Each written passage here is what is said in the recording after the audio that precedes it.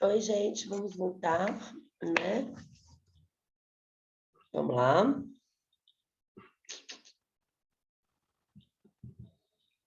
Exibição de documento ou coisa. Gente, exibição de documento ou coisa é juntada de documento aos autos? É, mas não é feito pela parte. É feito pela parte contrária ou por um terceiro. Então, imagina a seguinte situação. Nós vamos voltar, né? Presencial semestre que vem. Espero, né? Ô, Sérgio, você acha que a gente volta presencial semestre que vem? Professor, eu tenho quase certeza que sim, viu? Tá Assim, bom. pelos índices, né, que a gente vem apresentando aí, a tendência é voltar sim. Nem que haja um espaçamento, uma coisa assim, mas eu acho que volta com máscara, ainda com as medidas sanitárias, né? A tendência é muito forte. Ah, você acha que o Covid está mais controlado e tende a ficar cada vez mais controlado? O Covid existe ainda, né, professora, mas o grau de gravidade da, da, da doença em si não está tão forte, não tem Por tanta causa das internação. vacinas. Por causa das vacinas, exatamente. Quase 100% da população vacinada, né? Mesmo com a primeira dose, né? Aí já é uma grande coisa, Só meu né? pai que quase morreu disso depois das 2 doses. Sério, professora, qual vacina? A Coronavac. A bendita Coronavac, né? Era uma É, vacina muito boa, professora, mas ela tá precisando de dose extra, viu? Dose suplementar. Tava quase nos dias ele tomar a dose de reforço, ele pegou e ele foi para o hospital, ficou internado, sabe? Mas ele saiu do hospital. Passou 15 dias, ele voltou para o hospital com pneumonia em 100% do pulmão. Meu Deus. E ele tem comorbidade, alguma coisa assim? Ele tem 75 anos, acho que já é uma comorbidade por si Já é só. uma morbidade, né? Já é uma É, morbidade. além Mas a disso, hipertensão, diabetes, essas ele coisas tem assim. hipertensão e diabetes. Ah, então né? Ou seja, Pro tem tudo, Covid, né? pro Covid já basta. Na verdade, Né? ele só tomava um remedinho para controlar a glicose, agora ele está tomando injeção mesmo. Porque você deve saber que o remédio que toma, né, o corticoide, ele aumenta a glicose, né? Eles controlam o diabetes, com certeza, É. viu? Né? Mas aí, quando ele voltou com essa inflamação no pulmão, ele ficou 10 dias no CTI. Mas foi entubado, Ele não teve. foi entubado porque a Unimed liberou o KNAF. Aham. Aí, com o KNAF, ele ganhou uns dias, né? Estabilizou e depois começou a melhorar. Mas ele está em casa com respirador, Sérgio, até hoje. Mas tá falando com CPAP, É aquele né? aparelhinho azul que fica assim? Isso, é isso. É, É um aparelho que dá uma ventilação é, mecânica externa, né? é, Questão de VNI, né? Então, assim, mas ele vai recuperar, professor, é só recuperar a função pulmonar, é. viu? Mas Né? quase morreu, viu, gente? Vocês tomem cuidado, tá? Que ainda Mas não é existe o brincadeira Covid. não, viu? Oi? Não é brincadeira não, tem que tomar cuidado, Não, viu? não, né? Mas enfim, Tava gente. fechado. Então, ó. Ah, vamos até aproveitar esse caso, né? Meu pai foi ao médico hoje, no pneumologista, né? E ele pediu todos os exames de imagem, todos os laudos, tudo que ele fez no hospital, para que ele possa continuar o acompanhamento. Acho que é normal, né, Sérgio? Sim, é normal. E o hospital é tão normal que eu liguei no hospital, o hospital falou: ah, você é filha? Pode vir aqui buscar, né? Agora, imagina se o hospital fala: você não pode buscar. O que eu vou ajuizar? Uma ação contra o hospital, né? Mas Professor, olha. Ah, não preciso disso não, sabe? O prontuário do paciente pertence ao paciente. É só ela fazer uma solicitação simples no SAMI, né? Que é, é liberado. é. Mas se o hospital, digamos que o hospital surta lá e não quer entregar, tá? O que a gente faz? A gente faz uma ação, né? E aí, o que a gente pede? A gente pede que o hospital seja intimado a exibir o documento. Professora, mas não é produzir prova contra si mesmo? Eu vou usar a fala que o Sérgio acabou de falar. É documento de quem, Sérgio? Do paciente. E do hospital também, é documento dos dois. Então, está produzindo prova contra si mesmo? So sorry. Você tem a obrigação de exibir um documento que é bilateral, que não é unilateral, que não é só seu. Tá? Isso acontece, gente, muitas vezes. Não estou falando sobre questão do hospital, não. Eu estou falando assim, questão de muitas vezes você precisa de um documento para provar o que você está alegando, tá? É que está ou com a parte contrária ou até com o terceiro. Você não tem, e você não vai deixar de fazer a prova porque você não tem. E nem vai invadir o hospital e roubar a documentação, não, tá, gente? O que você faz? Você pede nos autos que seja feita a exibição de documento ou coisa, né? Sabe que eu já tive caso, Sérgio, que o hospital não quis exibir? Eu acredito que sim. Ainda mais quando tem alguma Erro médico. situação que é comprometedor para o hospital. Exatamente, né? E é o É. seguinte, aí eu vou dar essa dica para vocês também. Qualquer pessoa que chegar para mim e falar assim, olha, sofri um erro médico, eu quero ajuizar uma ação de indenização contra o hospital. Eu peço os laudos, os exames e tal. E muitas vezes o hospital não quer dar nesses casos. E aí você tem que ajuizar uma ação, né? E aí você pede que você pode ajuizar uma ação de indenização e pedir dentro da ação que o hospital entregue essa documentação e ele é obrigado a entregar. Exiba o documento ou coisa. É esse tipo de prova. Mas aí eu vou dar uma dica para vocês. Nesse caso, antes de ajuizarem a ação, tá? Ajuizem uma ação de produção antecipada de provas, como eu expliquei na aula passada. Por quê? Porque nesta ação, você vai ajuizar essa ação com o único objetivo de obrigar o hospital a exibir o documento ou coisa. Por quê, professora? Você pode fazer isso dentro da ação, porque você vai ajuizar uma ação para obrigar o hospital a fazer isso. E por que você não ajuiza a ação de uma vez? Porque eu não sei se a pessoa sofreu um erro médico. Eu não sou da área. E muitas vezes a pessoa que me procura também não. E às vezes, como é que eu vou dizer? Sérgio, desculpa, assim, mas médico não é Deus. Porque ninguém é Deus, só Deus é Deus, tá? Juiz, embargador, médico, ninguém é Deus. E às vezes, gente, você vai fazer um procedimento médico, você não tem 100% de garantia de nada. Você pode ficar com alguma sequela que é do procedimento e que não vai acontecer com todo mundo, mas acontece em determinados organismos. Estou falando besteira, Sérgio? Com certeza que não, professor. Isso é até uma situação comum, né? É. E às vezes o seu vizinho fez um determinado procedimento e não ficou com aquela sequela, mas você teve aquele problema, porque são organismos diferentes. Com Então, certeza. sempre que alguém me procura para fazer um erro médico, eu quero a documentação antes, porque eu quero levar para um médico da minha confiança para ele falar, isso aqui realmente foi um erro médico. Ou para ele falar, não, isso é algo que pode acontecer nesse tipo de procedimento. Para evitar o quê, gente? Ajuizar e perder. Você não gosta de perder, professora? Óbvio que não. Mas é mais do que isso, gente. A gente chama isso no direito de aventura jurídica. Quando você ajuiza uma ação totalmente descabida. E você ajuizar uma ação dessa, é a mesma coisa também, vou ajuizar uma ação contra a MRV que ela me entregou um apartamento que está com tal problema. Foi um erro mesmo na construção? Será? Vamos pedir para um laudo de um engenheiro, tá? Por quê? Porque não é a área da gente. A gente não tem que se meter no que é na área da gente, a gente tem que pedir laudos, né? Por isso que eu acho importante. Outra coisa, dar um outro exemplo para vocês. Eu tive um caso uma vez de um rapaz que ele ficou matriculado na faculdade o semestre todo, não frequentou aula, não fez prova, mas também pagou. No final do semestre, o que a faculdade fez? Ajuizou uma ação para receber os 6 meses, né? E aí, o que eu fiz? Eu usei uma tese, tá? Dizendo de uma jurisprudência que se ele não frequentou, ele não tinha que pagar, né? Já que ele não usufruiu do serviço.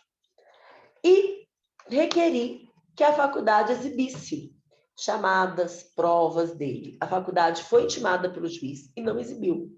Ao final, o juiz julgou o pedido improcedente, tá? Então, estou dando exemplos para vocês. Às vezes, a gente precisa de documentação que está com a parte contrária ou até que com o terceiro. Nesse caso, você pode requerer a exibição do documento ou coisa em juízo, tá? Então, Doutor, conselho. Oi. não pode terminar, desculpa, pode terminar, desculpa. Consiste na determinação judicial para que a parte ou um terceiro exiba em juízo o documento ou coisa, tá? Bom, recurso justificada, ou seja, quando que pessoa pode recusar. Concernente a negócios da própria vida da família, ou seja, um documento familiar, que vai expor a família. Aí a parte pode recusar. Sua apresentação puder violar o dever de honra, né? Ou seja, por exemplo, o sigilo, né? Sua publicidade redundar em desonra à parte ou a terceiro, bem como a seus parentes consanguíneos ou afins até terceiro grau, ou lhes representar perigo de ação penal. Ou sua exibição acarretar a divulgação de fato cujo respeito por estado ou profissão devam guardar sigilo. Nós, advogados, usamos muitos isso daqui. Olha, esse documento é o documento do meu cliente. Eu tenho que guardar sigilo sobre ele, não posso exibir, tá? Subsistirem outros... esse daqui, né? O guardar segredo, acho que o WhatsApp também gosta de usar ele, né? Mas não é cabível. Subsistirem outros motivos graves, que, segundo o prudente arbítrio do juízo, justifiquem a recusa da exibição. Gente, o juiz está me mandando a pessoa exibir conversas no WhatsApp, por exemplo, que ela teve com um traficante, para provar alguma coisa. E se ela exibir, o traficante pode o quê? Matá-la. Queima de arquivo, tá? É um desses casos, por exemplo. Houver disposição legal que justifique a exibição, tá? Bom, a exibição ou documento da coisa pode ser feito pela parte ou pelo terceiro. Quando for contra a parte, o juiz determina, né, pode ser requerido pela parte contrária ou pelo juiz, que seja exibida a coisa, tá? Quando você formular esse pedido, você tem que dizer exatamente o que é o documento ou coisa, qual que é a finalidade daquela prova, né? E a circunstância em que se funda o requerente para afirmar que o documento ou a coisa existe e se acha em poder da parte contrária. Ou seja, eu tenho que dizer o que é, o que eu quero provar com aquilo e por que aquele documento está com a parte contrária. Presta atenção, a finalidade da prova. O que eu quero provar com isso? É muito importante, tá? Aí o requerido vai responder em 5 dias. Ele pode alegar que ele não possui documento, né? E aí vai caber a quem requereu a prova, né? Provar por outro meio que a declaração, por qualquer meio que a declaração dele não corresponde à verdade, que ele está assim com o documento, né? E o juiz não admitirá recusa se o requerido tiver a obrigação legal de exibir, o requerido tiver aludido ao documento ou à coisa no processo, com o intuito de constituir prova, o documento, por seu conteúdo, for comum às partes. Bom, aí, ao decidir o pedido, o juiz admitirá como verdadeiros fatos que, por meio do documento ou da coisa, a parte pretendia provar, se o requerido não efetuar a sua exibição nem justificar a recusa for havida por ilegítima. Lembra que eu falei que a finalidade era importante? Por quê? Se a pessoa não juntar, o juiz vai considerar que o que eu queria provar é verdadeiro. Tá? Bom, agora, sendo necessário, o juiz pode adotar medidas indutivas, coercitivas, mandamentais ou subrogatórias para que o documento seja exibido. Multa, se não exibir, busca e apreensão do documento, tá? E por terceiro, o terceiro é citado para responder em 15 dias. Ele pode apresentar em 15 dias, maravilha, tá? Ou ele pode negar a obrigação de exibir ou negar a posse do documento. Aí o juiz pode marcar uma audiência para tomar o depoimento daquele terceiro e de testemunhas, e depois ele vai proferir a decisão, tá? Agora, se o terceiro se recusar sem justo motivo, o juiz ordenar que ele proceda ao respectivo depósito em cartório ou em lugar designado no prazo de 5 dias, e pondo ao requerente que ressarça pelas despesas que tiver, tá? Agora, detalhe. Tá? Mandou depositar em 5 dias, ele não depositou. O que o juiz vai mandar? Busca e apreensão com força policial, ou seja, vai mandar um oficial de justiça, a polícia ir lá na casa dele buscar, tá? Ainda pode também determinar que ele pague multa. Ok, gente? Esse foi a exibição de documento ou coisa. Agora, a gente vai para a prova pericial. E aí eu vou voltar no que eu estava falando, né? Eu falava assim, gente, eu não vou me meter em coisa que eu não sei. A prova pericial, ela é bem sobre isso, sabe? Tipo, para que serve essa prova pericial? para uma pessoa estranha ao processo, mas que tem especialização em determinada área, dizer ali se existe o direito, se existe a obrigação. Por exemplo, perícia médica, para dizer se houve um erro médico ou não, né? Uma perícia de engenheiro, para ver se o erro foi na construção ou não. Contábil, para ver se houve alguma desvio de dinheiro ou não. Grafotécnica, para ver se a pessoa falsificou alguma assinatura, né? Tem que ter profissional especializado, gente. Não adianta, tá? Se você chegar para mim e me mostrar uma radiografia, me mostrar uma planta de uma casa, eu não vou entender nada. Porque eu não sou da área. E eu não estou com vontade de entender. Porque eu não estou com vontade de entender daquela área, né? Apesar, Sérgio, que com todo esse tempo no hospital, eu estou até me sentindo quase uma médica, brincando, viu? Mas é porque a gente a gente foi curioso, né? E passa a ter um monte de explicação sobre questões médicas. Mas, cara, nem biologia eu sabia direito na escola, né? Imagina se eu vou querer entender olhar laudos das pessoas e disserem, olha... Gente, se eu olhar um laudo de alguém, eu vou fazer igual o Google, eu vou falar que é câncer. Porque já viram o Google?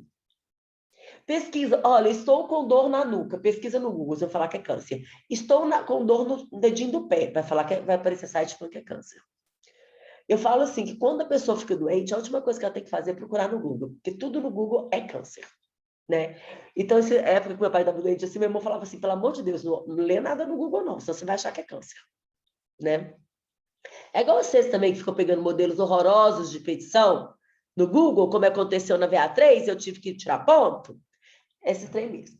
Então, gente, como não dá para a gente determinar se a pessoa teve ou não um erro médico ou um erro na construção pelo Google, né? Não falando que o Google é ruim, não, gente. Eu amo o Google, mas o Google aceita tudo. E em termos de doença, Sérgio, depois você olha lá, tudo ele fala que é câncer. É impressionante. Tudo. É horrível, né, professora? Eu tenho que dar uma segunda opinião. O Yahoo, por exemplo, para tentar outra coisa, né? Quem sabe se o Yahoo também fala que... O Yahoo fala o quê? Que o Google é câncer, né? O que será que é no Yahoo? Pois é, a segunda opinião é interessante. Não é importante uma segunda opinião? Não, porque o Google, qualquer coisinha, você procurar lá, câncer. Eu falo, nossa senhora. Quer ficar deprimida, procurar doença no Google. Né? Mas, enfim, gente. Então, a gente precisa de um laudo técnico. Para isso, a gente requer a prova pericial, que consiste no quê? No exame, vistoria ou avaliação de pessoas, lugares ou coisas, respectivamente, né? Então, exame de pessoas, vistoria de lugares, né? Ou avaliação de coisas. Feita por quem? Por profissionais técnicos especializados naquela área. Funcionários públicos? Não. Ao contrário da perícia, como é que eu vou dizer? Da perícia criminal, em que eu tenho perito criminal, né? O nosso CSI, que não é CSI aqui no Brasil, mas esse perito criminal, ele é um funcionário público, que ganha muito bem, inclusive, né? Agora, no processo civil, o perito ele não é um funcionário público. Ele é um profissional especializado em determinada área, indicado e de confiança do juiz, e que atua naquele processo e recebe pagamento para atuar naquele processo. Mas ele não é um funcionário público, tá? Ela pode ser requerida por uma das partes ou determinada de ofício pelo juiz. Então, as partes podem requerer, o juiz fala, olha, nesse caso, precisa de perícia, tá?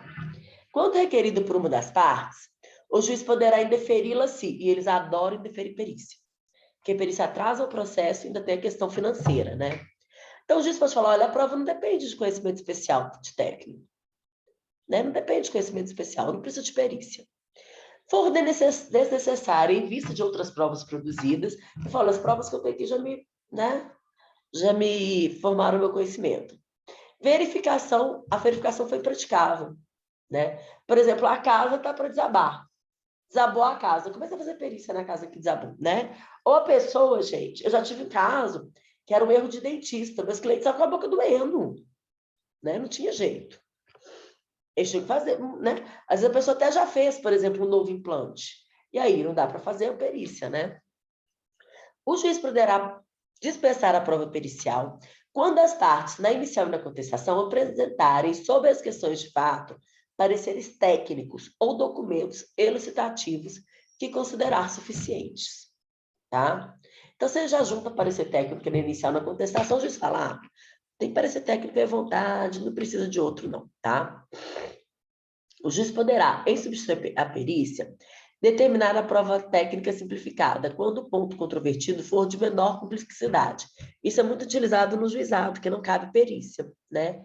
Mas o juiz, se for uma prova técnica simples, ele, em vez da perícia, faz essa prova técnica simples, né? E o que é? A inquirição de especialistas sobre o ponto controvertido da causa, que demanda especial conhecimento técnico. Imagina que as duas partes juntaram o laudo técnico na inicial na contestação. E aí o juiz chama um especialista para audiência para que ele esclareça aqueles laudos periciais, aqueles laudos técnicos e dê a sua opinião, né, profissional sobre aquilo, tá? Então, o juiz nomeia o perito e fixa o prazo para o perito entregar o laudo, tá? Aí, quando ele nomeia os peritos, as partes vão ter 15 dias, tá? Nesses 15 dias, eles podem arguir o impedimento da suspeição do perito, falando que ele não pode ser imparcial, porque ele é amigo, inimigo, parente da parte, por exemplo, né? Além disso, vão indicar o seu próprio assistente técnico e apresentar quesitos. Então, além do perito fazendo perícia, acompanha a perícia 2 outros profissionais, que são os assistentes técnicos da parte, que eles também fazem laudo, mas eles são contratados pelas partes, então eles podem ser parciais, tá? E apresentar quesitos, que são perguntas para os peritos responderem, tá? Não é obrigatório ter assistente técnico não, viu, gente? Mas a parte não quer gastar essa grana, então não tem problema, tá? Aí o perito, em 5 dias, apresenta proposta de honorários, currículos com comprovação de especialização e contatos profissionais, em especial o endereço eletrônico, por onde serão dirigidas as intimações pessoais, tá? Quem paga os honorários, gente? Se as duas partes tiverem pedido, elas rateiam. Se uma só tiver pedido, quem pediu paga. Se for o juiz, as partes rateiam, tá? E se tiver justiça gratuita? Em tese é o Estado, mas perito nenhum ajuda a fazer, topa fazer perícia para ser pago pelo Estado, porque demora a receber e recebe menos. E aí, mesmo quando a pessoa tem justiça gratuita, ela acaba tendo que pagar pela perícia, infelizmente, tá? Bom, aí as partes são intimadas da proposta de honorário, né, para querendo manifestar no prazo de 5 dias após o que o juiz arbitrará o valor, tá? Aí o juiz pode autorizar o pagamento de até 50% dos honorários arbitrados a favor do perito, né, no início dos trabalhos, devendo remanescentes ser pago apenas no final. Que é o que acontece normalmente, tá, gente? Quando a perícia for inconclusiva ou deficiente, o juiz poderá reduzir a remuneração inicialmente arbitrada ao trabalho. Gente, é porque perito, vocês não têm noção, eles não saem de cima do muro. Eles têm uma dificuldade de falar assim, olha, tem direito, não tem direito, olha, aconteceu isso, aconteceu aquilo. Então, muitas vezes a perícia é inconclusiva, isso mata as partes de juiz de raiva. Então, quando for assim, o juiz pode considerar que ela não foi feita a contento e reduzir os honorários dele, tá? Professora, Oi. eu não entendi se naquela parte você falou isso, mas quando o juiz requer, as duas partes têm que ratear. É. E se uma das partes não tiver condições para pagar? Entra na justiça gratuita, mas aí vai ser difícil achar um perito que queira fazer, viu? Muitas vezes não existe perito que tope fazer, tá? Aí, nesse caso, então, fica sem perícia, porque a parte não tem dinheiro, aí o perito... Exato. Nossa, que complicado. Ser pobre no Brasil é complicado, minha filha. Ser pobre no Brasil é realmente você ter muitos direitos não efetivados, infelizmente. É um absurdo o que acontece. O perito pode excusar-se ou ser recusado por impedimento, suspeição, nomeando o juiz novo perito, tá? O perito fala, esse tipo de perícia eu não faço, não estou a fim de fazer, não é obrigatório porque ele não é funcionário público, tá? E as partes podem fazer, olha, esse perito é amigo, é vizinho, tá? Da outra parte. As partes terão ciência da data do local designados ou indicados pelo perito para ter início à produção da prova e elas podem acompanhar a perícia, tá, gente? Então, feita a perícia, o perito vai protocolar o laudo no processo no prazo de 20 dias antes da audiência, tá? As partes vão ter 15 dias para manifestar sobre o laudo e apresentar o dos assistentes técnicos. O código anterior dava 5 dias. A gente sempre pedia mais tempo, porque é um calhamaço, sabe, a perícia. Então, para você analisar tudo e responder, era complicado. Então, agora são 15 dias, tá? Bom, pode ser que nesses 15 dias a gente faça novas perguntas ao perito? Pode. Chama quesitos suplementares. E aí ele tem que comparecer na audiência para responder essas perguntas, tá? O perito pode ser substituído? Pode. Quando faltar conhecimento técnico científico, ou sem motivo legítimo deixar de cumprir o prazo no encargo que lhe foi assinado, ou seja, deixar de juntar os autos 20 dias antes da audiência, né? E, como eu falava, quesitos suplementares. As partes poderão apresentar quesitos suplementares durante a diligência, que poderão ser respondidos pelo perito previamente ou na audiência, tá? Bom, o juiz também pode determinar uma nova perícia, né? Pode, quando aquela não for esclarecida. A segunda perícia não substitui a primeira. Então, imagina, gente, que o apartamento pegou fogo. E aí, faça uma perícia do ponto de vista da construção. E aí, o perito na construção fala assim, olha, a construção está ok, mas me parece, pode ser que tenha existido um problema elétrico que causou incêndio. Mas aí teria que ser um perito na área de engenharia elétrica. E aí pode ser feita uma nova perícia, né, da engenharia elétrica. Tá bom. Alguma dúvida, gente? Até aqui? Não. Para terminar, eu vou trazer esta prova aqui para vocês. Eu não sei se eu falei sobre ela semana passada, não sei mesmo, a inspeção judicial. Mas, enfim, se eu tiver falado ou não, vocês me contam depois, não custa falar de novo, né? Está lá entre o artigo 481 e 484, a inspeção judicial, que consiste, basicamente, no juízo levantar o seu bumbum da sua cadeira, ir até um lugar para inspecionar pessoas ou coisas, a fim de esclarecer sobre o fato que interessa a decisão da causa. Ou seja, o próprio juiz... Eu falei, por exemplo, que a juiz deu uma ação contra o Estado porque meu carro caiu num buraco, numa rua, e estragou o carro. O juiz pode ir num lugar para ver se o buraco existe? Pode, não é obrigatório, gente. Mas ele pode fazer isso, chama inspeção judicial, tá? Eu estou falando para o juiz que o meu vizinho está fazendo uma casa que está entrando no meu terreno. O juiz pode ir lá para ver? Pode. Chama inspeção judicial, tá? Acontece sempre, gente? Lógico que não. Pouquíssimo. Mas existe. E eu já tive um caso desse. O juiz irá ao local onde se encontra a pessoa ou coisa quando julgar necessário para melhor verificação e interpretação dos fatos, que deva observar a coisa não puder ser apresentada em juízo sem consideráveis despesas ou graves dificuldades para determinar a reconstituição dos fatos, tá? Gente, uma perícia clássica que a gente tem, uma inspeção judicial, perdão, clássica que a gente tem, é o interrogatório do incapaz. Então, eu entro com o pedido de interdição de uma pessoa. E aí, essa é por lei, tá? Uma inspeção judicial prevista em lei. Quando a gente pede a interdição de uma pessoa, tem que ter uma audiência de interrogatório para que o juiz converse com aquela pessoa, né? E muitas vezes a gente leva o incapaz ao juiz para que ele faça esse interrogatório. É engraçado que as pessoas até perguntam assim, doutora, o que ele tem que falar para eu treiná-lo? Eu falei, não, treino não. Quanto mais louco, melhor. Deixa ele falar o que ele quiser falar, né? Eu já tive um, gente, que ele ficou assim, encantado com a caneta do juiz, encantado. Aí o juiz emprestava a caneta para ele poder rabiscar.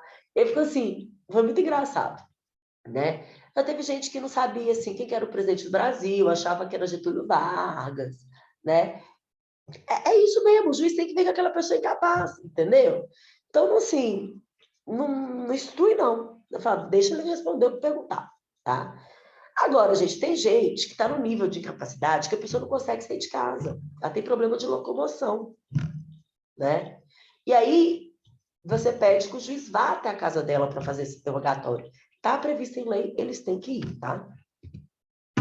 As partes têm sempre direito de assistir à inspeção, prestando esclarecimento e fazendo as observações que considerem de interesse para a causa, tá? Ao realizar a inspeção, o juiz poderá ser assistido por um ou mais peritos, tá? Concluída essa inspeção, o juiz mandará lavrar auto circunstanciado, mencionando nele tudo o que for útil ao julgamento da causa. O auto poderá ser instruído com desenho, gráfico ou fotografia, tá? Chama auto de inspeção judicial. Ok, gente? Dúvidas? Obrigada, Wanderson. Que aí eu não fico na... O Wanderson fez assim, aí a professora não fica no vácuo, tá, gente? Isso é importante para professora. Né? Não, fala sério. Eu tô aqui, o Wanderson, há quase 2 anos, falando e ninguém responde. Os meus vizinhos acham que eu sou esquizofrênica. Acham que eu sou doida. Que eu falo e ninguém responde. Brincadeira, não. Gente, dúvidas? Certo, nenhuma, então. Por enquanto, tranquilo, professora. Beleza, gente. Então, ó, eu vou parar a gravação. E aí, ó, espero a VA4 de vocês hoje. E na próxima aula, é a última aula com audiência e sentença, ok? Perguntar só uma coisinha aqui. Pode falar.